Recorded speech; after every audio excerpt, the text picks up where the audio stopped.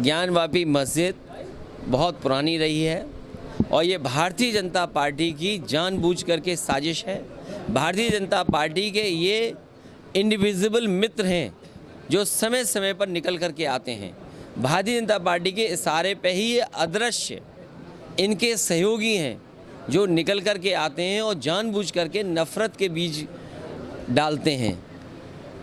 जहाँ तक कोर्ट का सवाल है, इससे पूर्व सुप्रीम कोर्ट ने भी या और फैसलों में भी इस बात को कहा गया है कि पुरानी चीज़ों को नहीं उठाया जा सकता, लेकिन उसके बावजूद भी भारतीय जनता पार्टी के सारे में हिंदू मुस्लिम झगड़े लगे रहे, नफ़रत फैलती रहे।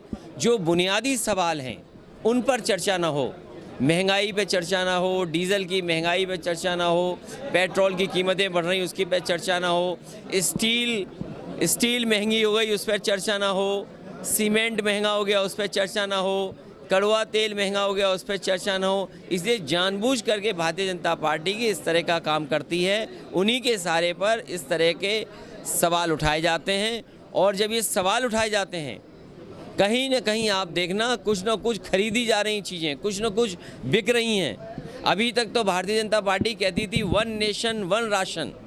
हो सकता है आने वाले समय में भारतीय जनता पार्टी कहे कि एक देश एक पूंजीपति। इसलिए हम लोगों को सावधान रहना पड़ेगा भारतीय जनता पार्टी की साजिश से।